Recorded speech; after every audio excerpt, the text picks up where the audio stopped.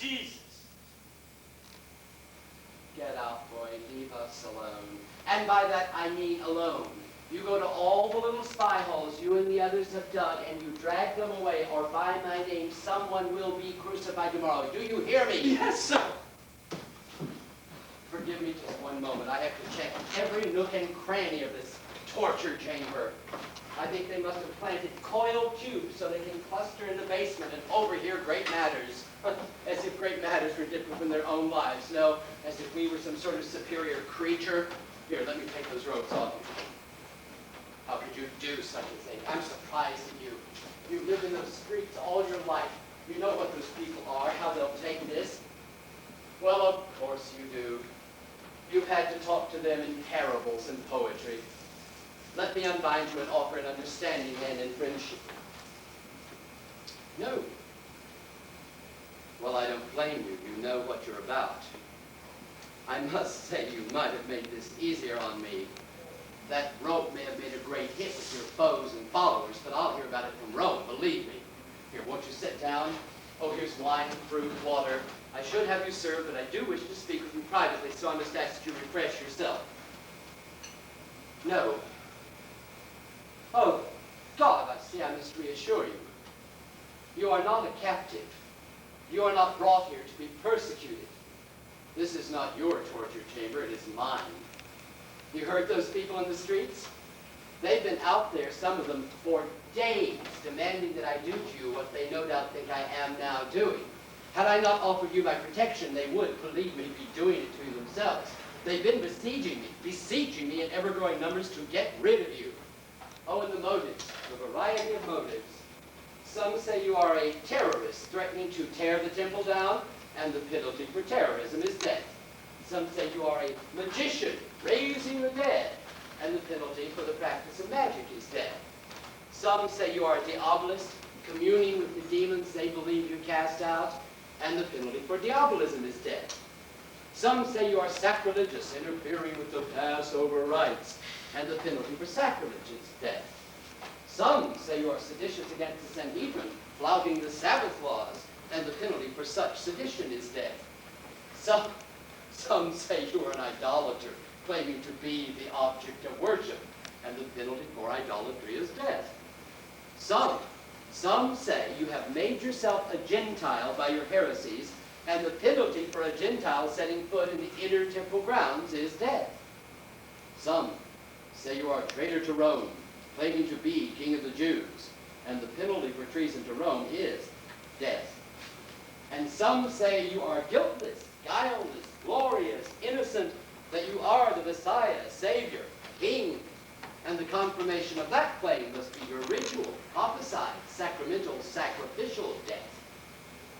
How have you kept yourself hidden for so long?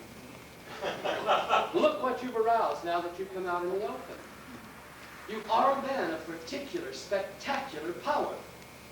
You're what we dream of finding, of rewarding, a fine and vibrant mind, a dynamic personality, a brilliant command of language. I've been reading your sayings, your logia, their poetry.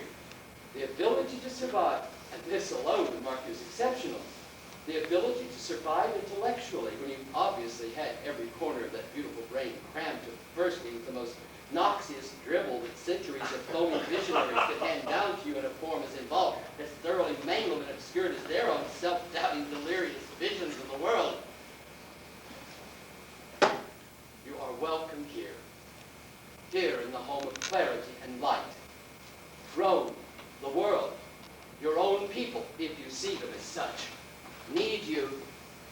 Look how you can reach them. Look how they respond to you. Can you doubt that if you told them the truth you must know in order to know how to manipulate them so, that they would begin with your help and with the help of Rome to inch themselves? Yes, and Rome too, for Rome has never pretended to perfection, towards something better. It is not unthinkable you should have the throne of Judea, Jesus Christ. Surely a people are better regulated by one who knows their cradle songs. We can at best offer them an alien enlightenment. You can lead them through a familiar darkness to it. It's not politics that entrances you. Then let us send you to academies in Rome where you may for the first time encounter minds the equals of your own. You've been bred in such deprivation with only the usual holy books of the usual true faith. It will amaze you what you'll find in Rome, how you'll read and see yourself mirrored in the martyrs of a million tiny sects, but not completely mirrored. For you will break out of that dreary peasant dance and instead contribute to the greater order of mankind, not threaten even its remnants. Or would you prefer to be sent out beyond Rome, beyond Judea, to new territory? Rome is expanding. It will be one world, a Roman world, and you can help make that happen. Help innocent, well-meaning men avoid the mistake I hope I am helping you avoid. Oh, Jesus, rest yourself. I'm throwing too much at you at once. I forget you are a simple man, over-learned in one area, perhaps. Perhaps not even aware of the magnitude of opportunity. Or perhaps you are. What are you thinking, Jesus? What are you thinking? The workings of the mind are never simple. You think perhaps it is enough to simply stand and speak the simple truth to simple people, and they will understand and arise and make men better? You wonder why we Romans do not simply stand and do that? If you hear out there what they do when it is simply spoken to them, and are we so sure we do know the truth? If we did, would not everything be working perfectly, properly, as perfectly as your plan to have yourself extinguished seems to be working out? Perhaps you know some one additional thing which, added to the immense awareness of Rome, could bring a perfect world about, with all the power of Rome behind you. Jesus. The truth may be simple. The people are not. They are not individuals out there waving their hands and crying vengeance. They're each of them, like you, cells in a honey hive of superstition. They are not young. They were never young. They were born as old as whatever swamp of a culture they were born into. Every available convolution of their brains was crammed at birth with the endlessly self-defeating presuppositions of cultures which have been, in all the experience of Rome, either bands of murderers waving God's name on a banner, or else sobbing slave pools wailing their celestial superiority to their terrestrial torment, living in slavery, passing their young on into slavery, not even hesitating to have young. Animals, worms, bugs, vegetables, toads. Is it for them you're willing to sacrifice yourself? They need not be like that. Don't let me make you think they must. I have seen, besides these horrors, I have seen light come into the eyes of men. Well, you've seen it too. You stir? Yes. I've seen right here in this office a heart open, a mind take fire, the concepts of truth and beauty kindled in a consciousness that had known only fear and dread. And you can do that too. You can bring that about, the end of sorrow, the end of suffering, the end of sacrifice. Yes, that moves you. I can see it does. The end of all insane exigencies. But not by turning away from me. Let me say one more thing. If you feel you have been too poisoned, too tainted to change your ways and work in a world of men, do not think so. You can be saved. I know it is hard. I have seen men shake off superstition and succumb to it again and again. It's woven into your nursery songs, beaten into you by your father, whined into you by your mother. Oh yes, you know about that, don't you? But it is not by supernatural powers that I know it. It's from simple experience. In all countries, it's always been the same. But not for all of us. Don't despair. We survive. We survive. Without faith or hope, we find a way, we few, to bear all the anguish that is in this world and yet go on. What is it? What did I say? I've made it seem too hard. But look what you've borne already, Jesus, and from your own will. Now turn that will to something harder. Yes, harder than martyrdom, I admit it, but with hope at the end, not this dreary descent into the primeval muck. Don't turn away from me, let me help you. I beg you, as you've helped others, let me help you. Is it that you think you have set something in motion that cannot be stopped? That may well be, Jesus, that may well be. What schemes have you rigged as you rigged your entry into Jerusalem and your other fulfillments of your cult's eschatology? Oh, and cleverly, I admit it, for even with my interest in your faith, it took me till tonight to see what Caiaphas perceived at once. Oh, yes, yes, he saw, he understood. He is ready to have you sacrificed now, unless you publicly deny what you have never publicly claimed, unless you did it at that trial tonight, that you are King of the Jews. It is my hands, not yours, that are tied.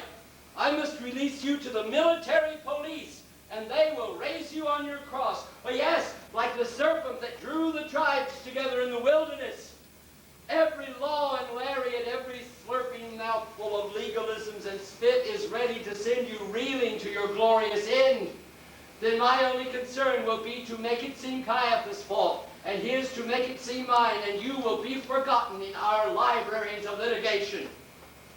But maybe that's what you wish for most, never even to have been the oriental immortality of oblivion. Well, if all you want is to have it over, there it is out there. You may die as effortlessly as you have lived and with even more pain. And perhaps you're right. Perhaps you should be crucified. Perhaps you should be raised above the earth for the rest of us root for solutions. Maybe you're what's wrong with the earth.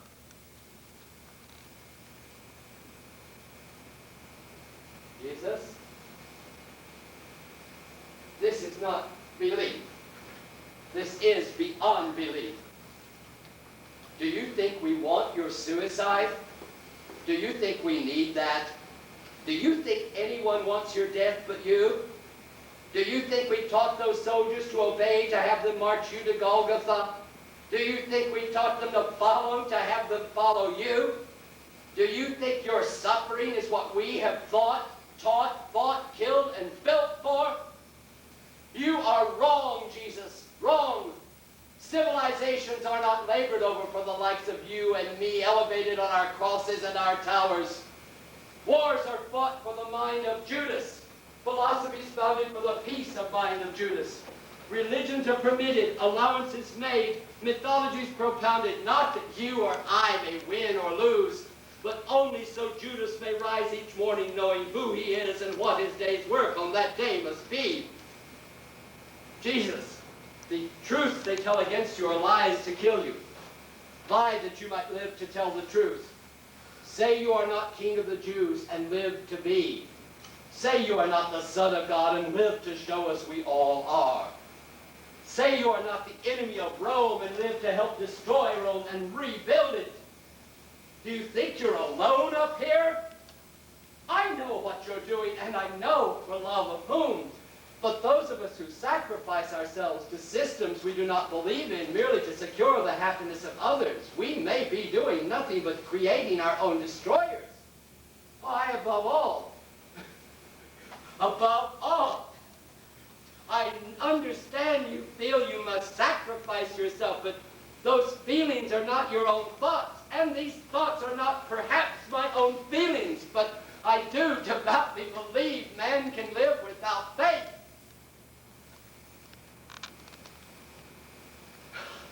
I know it sounds like a mere schoolboy paradox. I know it sounds as if I'm asking you and Judas and the world to live without faith when I, in fact, have always had one, but,